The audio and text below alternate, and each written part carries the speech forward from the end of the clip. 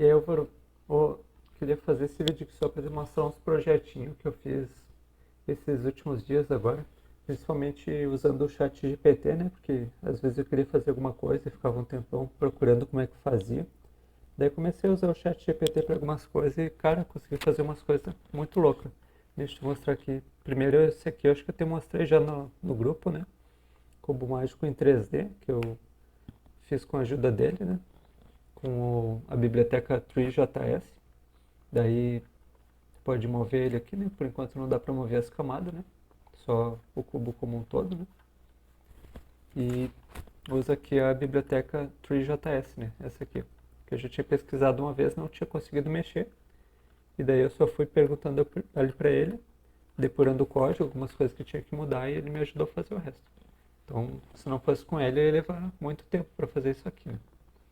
Daí depois eu tava brincando um pouquinho mais e resolvi fazer esse aqui, ó. Esse aqui eu postei lá no grupo também.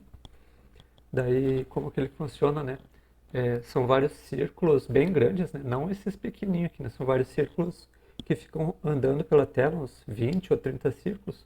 E daí tem essas bolinhas aqui que elas são as intersecções entre esses círculos. Daí eles ficam assim andando, né? Parece que de forma aleatória, mas na verdade eles são as intersecções dos círculos.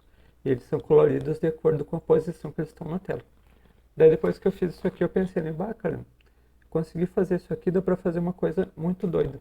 Tem esse vídeo aqui que eu postei também lá no grupo uma vez, que é um cubo mágico em 2D, né? Ele basicamente são esses círculos que têm intersecções e tem os movimentos que são feitos, que são as cores do cubo em 3D, né? Então essa coisa muito doida aqui. Só que não tem, né, nada na internet aqui que seja uma simulação disso aqui para te usar mesmo. Tem só essa animação que esse cara fez, né? Não sei como, mas ele não fez um jogo sobre isso. Daí eu consegui fazer isso aqui, que é basicamente isso, mas interativo. Daí tu pode, né?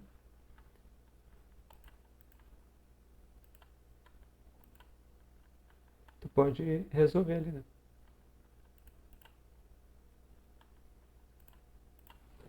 E daí aqui tu embaralha, aqui tu resolve, né? Tu pode embaralhar e resolver, né? Eu não consegui ainda. Eu acho que eu levei uns 5 minutos para resolver uma vez. Mas o legal é que tu pode fazer com Bluetooth. Eu fiz aqui a integração, né? Eu tenho aqui o cubo Bluetooth, um Geiger i3S. E daí eu baixei no GitHub uma biblioteca que tu pode acessar esse cubo em Bluetooth. E daí eu simplesmente faço os movimentos por aqui. Daí aqui tem ele em ação, né? Que eu gravei ele, né?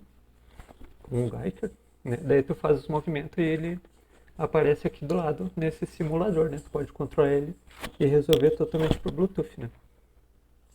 Ó, aí tô resolvendo. Esse cronômetro aqui é um que tem do cubo mesmo na internet, que eu só coloquei do lado.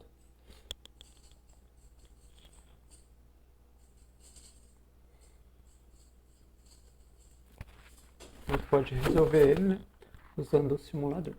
Daí, ó, se tu for ver o código aqui, é uma coisa meio tosca, né? Porque eu fui fazendo ali com o chat GPT, mas eu tive que fazer umas coisas assim meio na mão grande, né?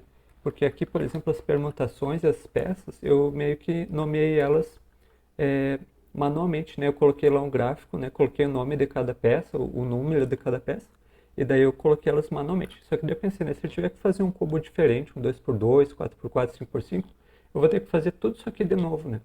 Daí eu pensei, não vai ser bom eu fazer isso, né? Daí eu resolvi fazer eu mesmo um cubo que eu pudesse fazer proceduralmente, né? Que é esse aqui, ó. Daí esse aqui já é outro projeto. É um cubo que eu crio ele proceduralmente. Então eu posso criar um cubo de qualquer tamanho que eu vou criar ele, né? Como eu fiz ali manualmente, mas com um código, né? Com loops e coisas assim. Então se eu ver aqui no meu config, eu só mudo aqui o tamanho e dele já gera o cubo daquele tamanho, né? Proceduralmente. Eu posso colocar um cubo de qualquer tamanho, se o meu computador suportar. E daí até de um por um. Daí se eu ver aqui, ó, eu implementei também os movimentos, né? Daí eu tenho uma função aqui que eu aplico um movimento qualquer, né? Por exemplo, eu posso vir aqui, ó, e digamos que eu quero fazer um movimento aqui, ó. Apply, só tenho que mudar aqui. Apply Move. U, por exemplo, né? 0 e 1. Então, o que é isso, né? 0 é a posição que a camada está no cubo, né? Então, vai ser essa bem de cima aqui, que é 0, que é mais exterior. Mais externa, no caso. E aqui eu tenho que renderizar o cubo, né?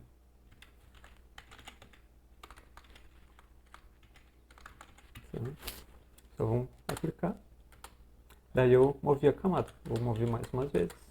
Se eu colocar 1 aqui, ó, eu movo a outra. Se eu colocar 2 a mais de baixo, 3 a mais de baixo e 4 vai ser bem externo, né? Se eu colocar aqui 2, vai ser 180. Se eu colocar 3 é anti-horário. E se eu colocar 1, é horário. Se eu colocar aqui 666, ele não vai aplicar 666 vezes esse movimento. Ele só vai fazer o módulo ali e vai fazer esse módulo seria aqui para... Não sei quanto que é o módulo, né? É 2, né? Então vai ser 2 no caso. Então ele faz isso. Daí eu posso fazer isso com absolutamente qualquer camada que eu quiser, né? O que eu tenho que fazer depois é eu fazer que eu possa aplicar a notação do cubo mágico, né? Como eu já fiz naquele do cubo 2D, né? Esse já está funcionando naquele outro. Mas nesse aqui ainda falta esse detalhe, né? Mas eu vou fazer isso depois, né? Já comecei aqui, ó, com uma expressão regular. Depois ainda falta implementar o resto. Só vou carregar aqui. Eu posso fazer uns movimentos aleatórios aqui, ó. Vou embaralhar. São todos os movimentos que eu posso fazer com essa funçãozinha que eu criei. E aqui eu só aplico o movimento reverso.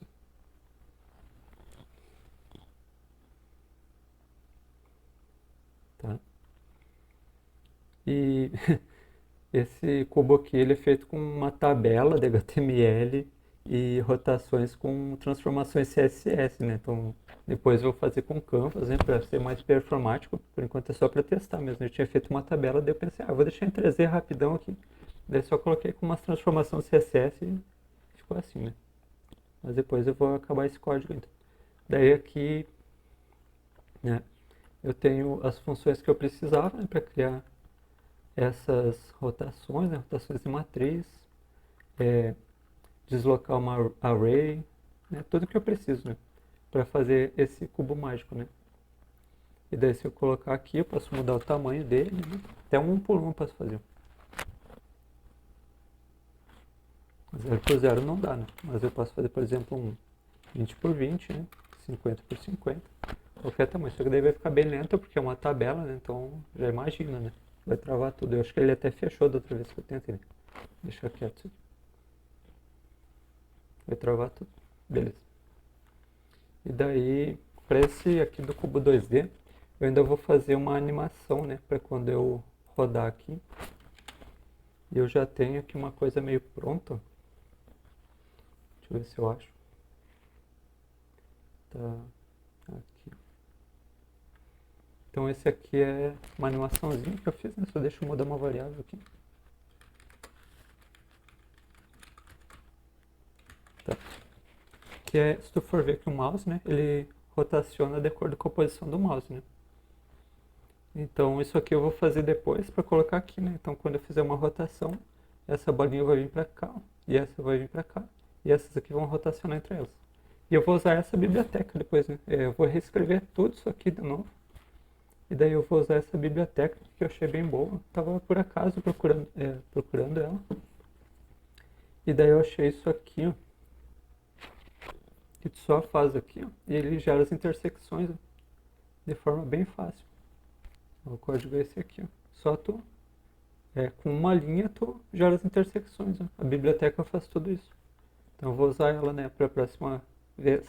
E daí eu vou juntar com o código daquele meu outro cubo ali, né, para mim poder fazer um cubo de qualquer tamanho nesse formato aqui, né. E vai ser o primeiro simulador desse tipo, né, porque não tem nenhum simulador com esse cubo 2D aqui na internet, né? Nesse formato assim não tem, né? E é isso.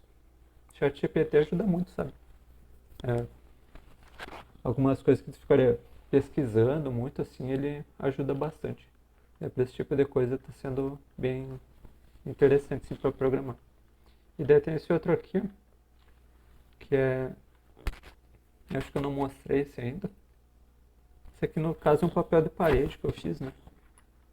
Que é do cubo mágico, ele é um pouco diferente daquele outro, mas é basicamente aquele, mas adaptado, né? que eu fiz também, hoje com a ajuda de ChatGPT, ele é só um HTML e JavaScript. E daí eu uso ele como papel de parede usando esse programa aqui que é o Wallpaper Engine, que tu compra na Steam, né? Aí tu pode colocar esse papel de parede. Eu coloquei esse outro aqui também. Daí ele fica assim, né?